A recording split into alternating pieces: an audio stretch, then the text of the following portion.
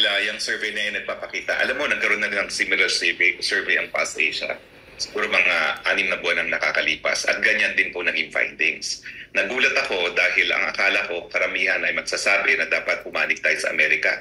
Kasi bilang isang dating colony ng Amerika, syempre, na-brainwash ang isipan natin, no?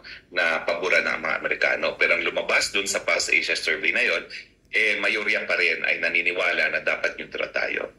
So itong findings ng publiko dapat lang neutral. Nagpapatunay na talagang karamihan ng ating mga kababayan ay nagnanais na maging neutral tayo sa kahit anong sigalo pag nagkaroon po ng putukan sa panig ng China at Amerika.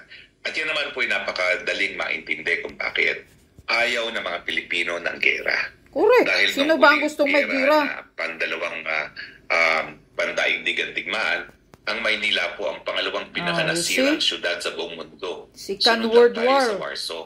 So Manila ang nasisira. Na maulit muli yun kapag nagkaroon ng putukan sa panig ng China at ng Amerika.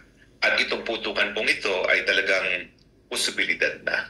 Dahil nga po, pinayagan natin ngayon ng mga Amerikano na mag-deploy ng mid-range missile launchers dito sa Pilipinas na naging mitya ng kamuntik ng mangyaring nuclear war sa panig ng Amerika at ng Russia. At ito'y naabatan lamang nung parehong Russia at Amerika ay nagkasundo na i-withdraw at aalis nila yung mga mid-range missile launchers na yan. Pero ngayon po, nagbabala na nga si President Putin na dahil naglagay na ng mid-range cruise missiles launchers ang mga Amerikano sa Pilipinas, sila rin magdi-deploy na rin. Ayan. So balik po tayo sa panahon talagang na magkagulo napakataas na naman ang posibilidad na magkakaroon po ng enkwentro ng gera, hindi lang po sa panig ng China at Amerika, pero kasama na rin po ang Russia. Yan. Siguro para ma-remind na lang din na attorney, unahin ang Malacanang pagbumba. Kung gera ang pag-uusapan, huwag na tayong lumayo yung nangyari dyan sa Marawi. Wala pa ngang mga missile, mga nuclear attacks, pero nakita natin kung ano yung damage sa isang lugar. Kung pangmalawakan pa, kung bansa versus bansa na ang magiging gera, makikita na natin ang epekto. Hanggang ngayon pa nga, parang random pa rin nila yung epekto ng gera dyan sa Marawi, attorney, kung saan sa panahon ito ng Duterte administration din, di ba, nangyari? Kaya nga, wasak na wasak na ang Marawi. Sa Marawi, kung kayo makikita yung ground zero, wala pong natirang kahit anong struktura. Lahat po talaga nasira. At ganyan po ang larawan ng Maynila matapos ng pangalawang pandaigdigang digmaan.